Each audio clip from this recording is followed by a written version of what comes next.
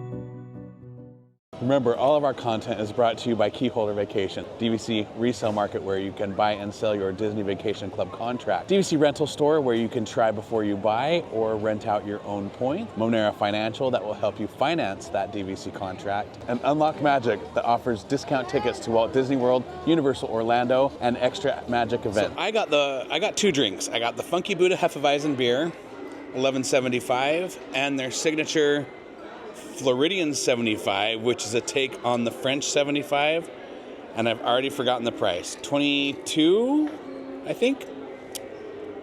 The beer was excellent. It's not hard to have good beer, and I feel like they did a good job. The Floridian 75 was good. It was very sour, very champagne-y, if you like that kind of thing. I didn't mind it. I probably wouldn't go out of my way to order it again just because it was very, very, very sweet. But yeah, it was good. It was not great, but it was good. We got the mocktail, which was called what now? Blueberry, lemon, basil tea. There you go. It was those ingredients. It was blueberry, lemon, and basil with some tea. I'm a little bit under the weather. I'm sorry that I sound congested. That being said, the mocktail I had was not super like in-your-face lemon or blueberry. It was pretty mild. I think Jeff had a taste and agreed that it wasn't super in-your-face. I think it was definitely more of like, I would say the dominant flavor was blueberry. So don't think you're gonna have like a super sour like lemonade. It was much more like a tea with just a little bit of lemon. There was like a garnish of lemon. But it was decent. It was a good little refreshing drink. There wasn't a lot of options, so that's what I got. And yeah, that's pretty much it. All right, so we both have thoughts about the bar here. I don't know, I guess I'll go first. Okay. It's a little weird. It's not bad. It's a nice addition to the lobby. It's not too intrusive. I know a lot of people have worried that it's going to take up too much room. It doesn't really take up a lot of room. The nice thing about it is you don't have to necessarily sit at the bar to get a drink. They do have wait staff that's kind of floating around the lobby that will bring you a drink. But man, is the menu limited. Yeah. Like 2 cocktails, 3 beers, a handful of wines, and 1 mocktail, and that is it. They don't have a full bar. They don't have any food. Somebody, while we were sitting there, came up and ordered like a margarita. Somebody else came up and ordered a double scotch on the rocks. And the poor server was like, we don't have that. We don't have anything. We don't have, like, even soda to like do like a rum and Diet Coke or anything like that. There's no mixers. What's on the menu is basically what you get with couple of very, very few exceptions. So I don't know what you feel about that, but Yeah, I would say like, so I don't go to bars a lot. Like the open bar is not my thing necessarily, but the thing that hit me immediately was it looked like they weren't finished setting up. You look at the back, hopefully we'll have some B-roll. The back of the bar, there wasn't like bottles, there wasn't a lot of stuff. It was kind of very like empty, like minimalist. There wasn't a lot going on. And I was like, are they fully open? But no, they're fully open. It's just they don't have all those options. I do think in the context of this bar, like we were talking to our server, and she was like, I'm from the Enchanted Rose. I'm bouncing back and forth. It's right there. So there is the context of if you want a small bite, there's plenty of places to eat. There's plenty of places to get a drink. I do think now that the whole lobby is open, behind us is like the check-in area that's finally open. The lobby is still pretty spacious, like you said, and I think if you're just checking in or if you're kind of like bouncing through, it is nice. I think it's a nice little addition. It was nice to sit down with Jeff and have a chat with the server. Some people came up. It wasn't super crowded or busy or anything. And with the context of being able to get drinks and food very close by, it's like, okay. yeah, it kind of reminds me, honestly, I don't know if anybody's ever been to the Swan and Dolphin, but in the Swan, there's a lobby bar that kind of functions the same way. It's right in the middle of the lobby. There's no food there. At least they have a full bar, though, so that's the exception. But I was talking to Jeff Gervasio, who you guys know from his periodic, and he just feels like you're in the lobby ordering a really expensive drink rather than going to a bar like upstairs and having. So I can see the pros and cons. Like Grayson was just saying, I don't think it's a bad choice if you're waiting for your girls to get ready, like I typically am, and just want to go down to the lobby and hang out and wait, or if you're waiting for your room to be ready, it's fine. But just be prepared that it's wine, beer, and like 2 cocktails, and that's it. So, and I have 2 more quick things that I just please. remembered. One is, if you're worried that the vibe of the lobby has changed because there's like servers running around, it's not like a hustle and bustle. Mm-mm. They're coming up to you and trying to get you to order. It's very laid back.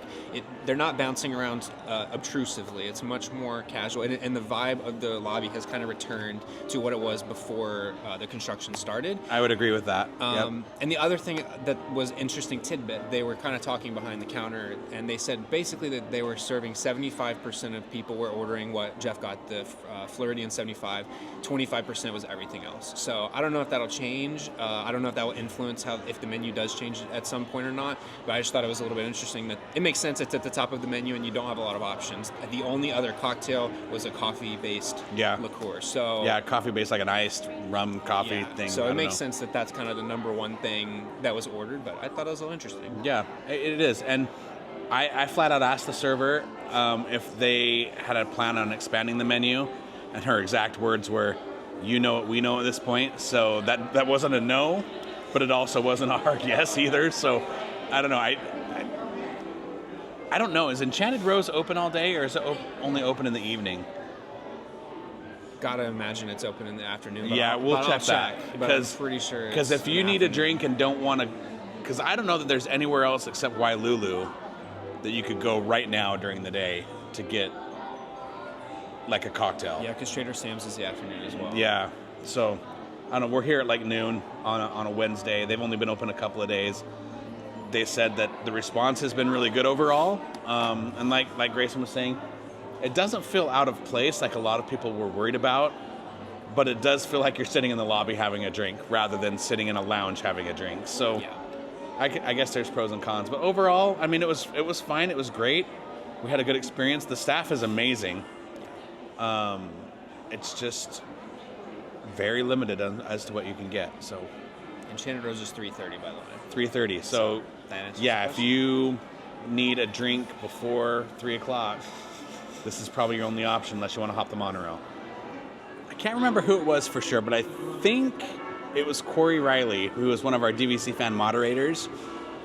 I think he thought that the Perch bar here at the Grand Floridian reminded him of the TV show Cheers.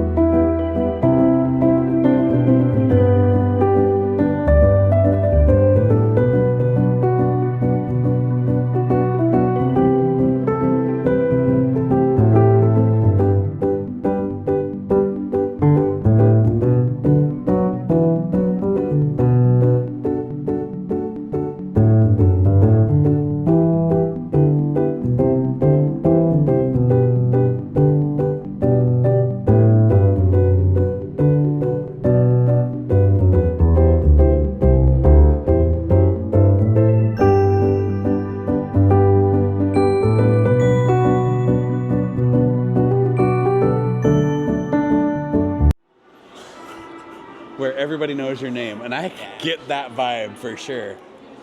Well, thanks for watching. Thanks for coming to the Perch with us.